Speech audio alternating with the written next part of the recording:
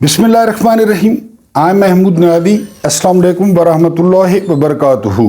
आज के वीलॉग में डिस्कस करेंगे, वो सियाने कहते थे कि खुदा दुश्मन भी दे तो ज़र्फ वाला दे। इस बात की पहले समझ नहीं आती थी।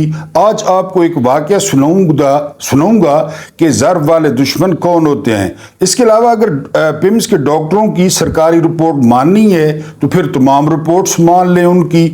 उसके बाद फजलुर रहमान, ये आजकल जो है वो मीडिया की तवज्जो का मरकज़ बने हुए हैं और इनको बड़ा शानदार तरीका आता है कि मीडिया में किस तरह रहना है और हीरो किस तरह बनना है, और फिर ये एंड पे क्या करते हैं। इनके बारे में बेनज़ीर भुट्टो की हुकूमत का एक छोटा सा वाक़या सुनाना है और इनके बारे में मेजर जनरल नसीरुल्लाह खान बाबर जो वज़ीर दाखिला थे, उन्होंने क्या फरमाया था।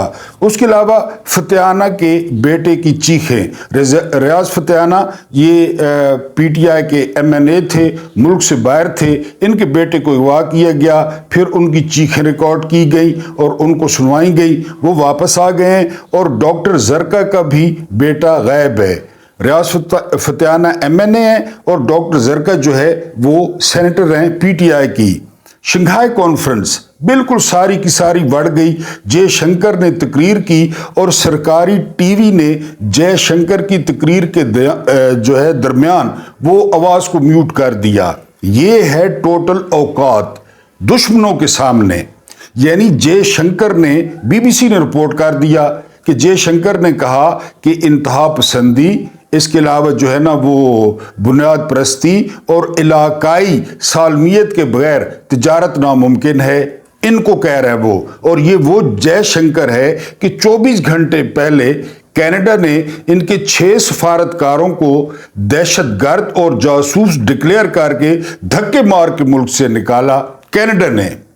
और कतर इनके 2 सफारतकारों को फांसी दे चुका है जासूसी के इल्ज़ाम में पूरी दुनिया में। और राजनाथ सिंह ने एतराफ़ किया, कई दफ़ा आपको बता चुका हूँ कि हम पाकिस्तान में 20 बंदों की टारगेट किलिंग करा चुके हैं। मकबूजा कश्मीर को तो छोड़ दें, मकबूजा कश्मीर का तो मेरा ख्याल है कज़िया शंघाई कॉन्फ्रेंस में हुकूमत ने ख़त्म कर दिया है। जर्नैलों ने जो नाम नहाद चूरन बना रखा था ना, और जो सैर अली बग्गा से नगमे ये बनवाते थे, मेरा ख्याल है उससे भी वो इन्होंने जान छुड़वा दी है कि कौन जंग लड़े, कौन खाक छाने, कौन जो है ना वो धुएं बर्दाश्त करे।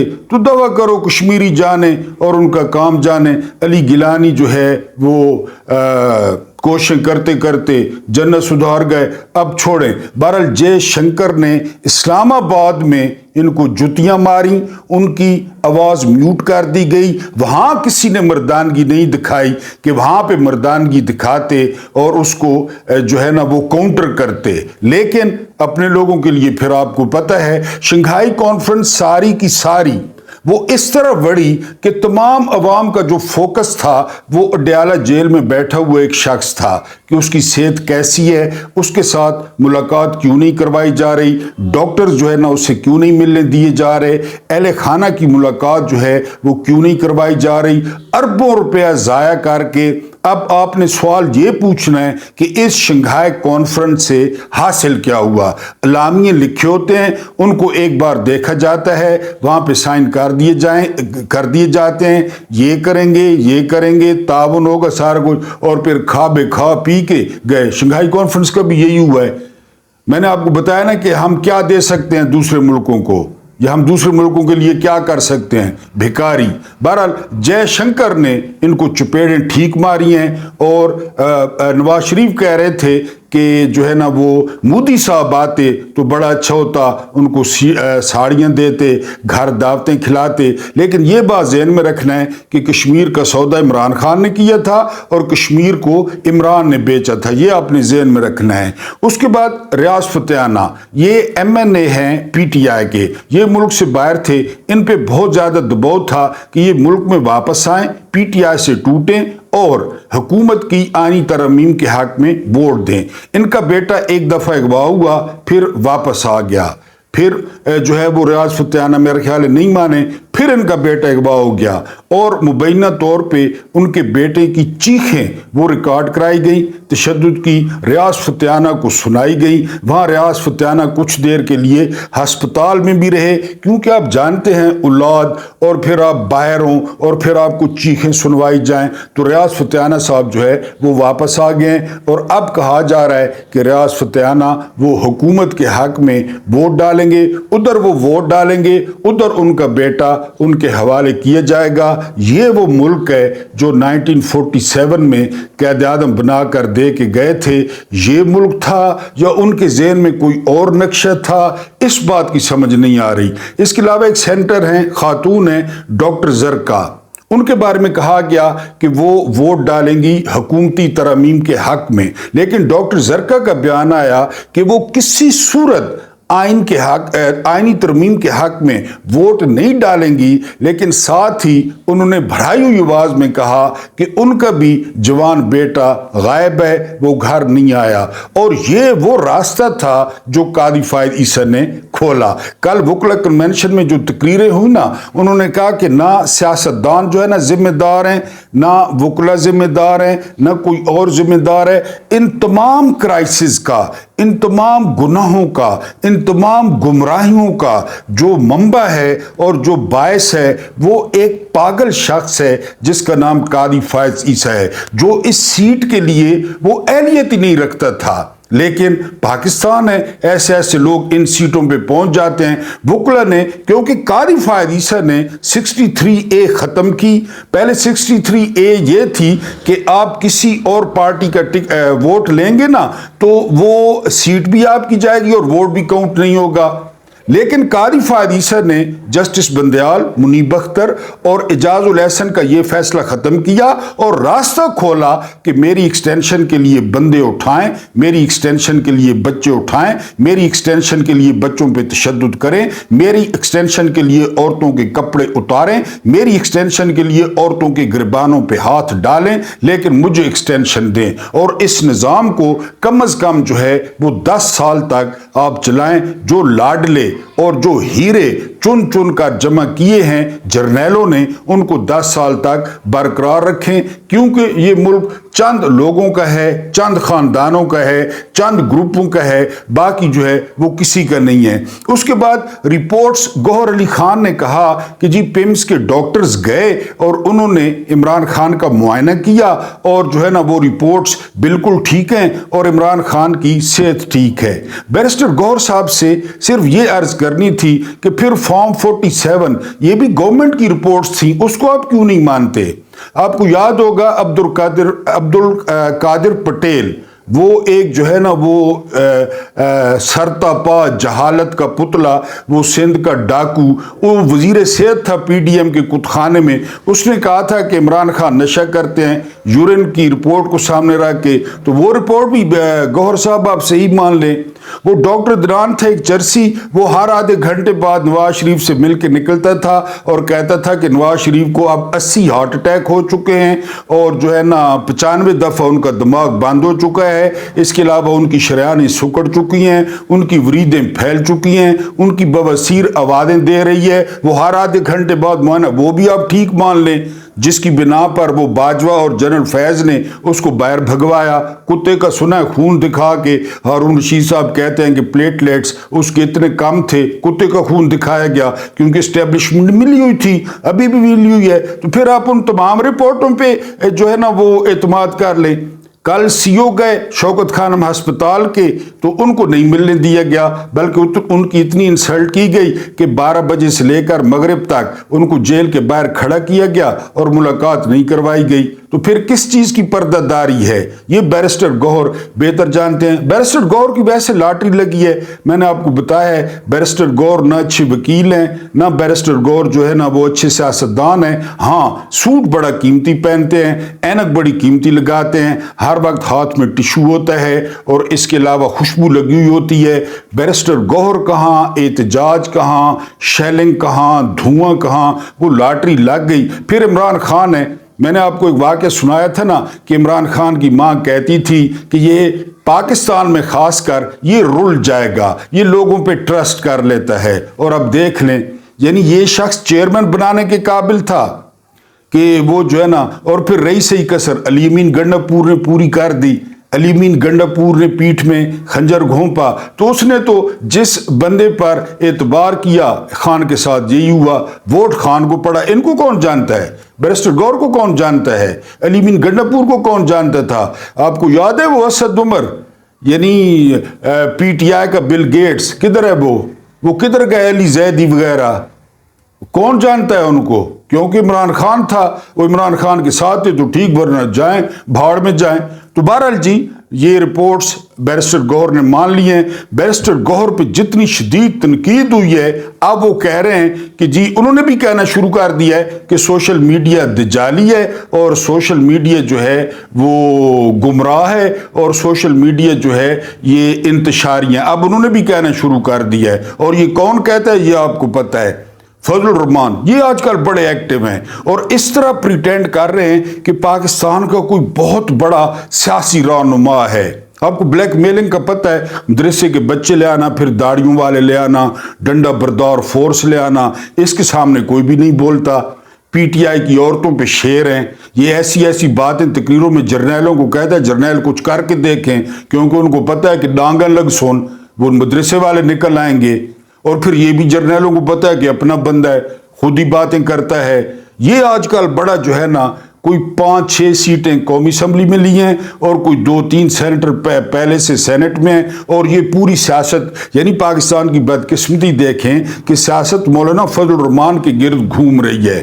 وہ ملاقاتیں مار رہا ہے، وہ کبھی کراچی جا رہا ہے، آج اس نے بکرے پھاڑنے لاہور میں، جہاں پہ پھر ابلیس کی مجلس شورا ہو رہی ہے۔ اس میں فضل الرحمان ہے، اس میں نواز شریف ہے، اس میں شہباز شریف ہے، اس میں فارم 47 کی وہ ہاری ہوئی جو ہے نا وہ وزیر اعلیٰ ہے ٹک ٹاکر، اس میں زرداری کی رپورٹ آئی تھی، خود جمع کرائی تھی کہ اس کا دماغ چھوٹا ہے، اس کا دماغ سکڑ گیا ہے۔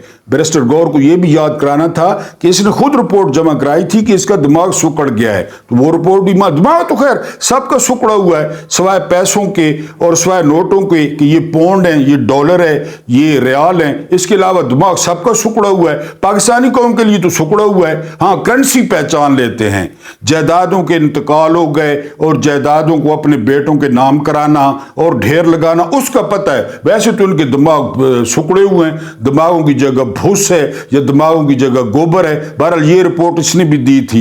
اس فضل الرحمان کے بارے میں نصیر اللہ خان بابر کی جو ایک لائن ہے نا وہ آپ کو بتانی تھی۔ نصیر اللہ خان بابر اسی طرح کر رہا تھا بے نظیر حکومت کے ساتھ جس طرح اب کر رہا ہے، تو یہ ہمیشہ پیپلز پارٹی کے ساتھ بڑا سیٹ رہتا ہے، اس کا باپ بھٹو صاحب کے ساتھ بڑا سیٹ تھا۔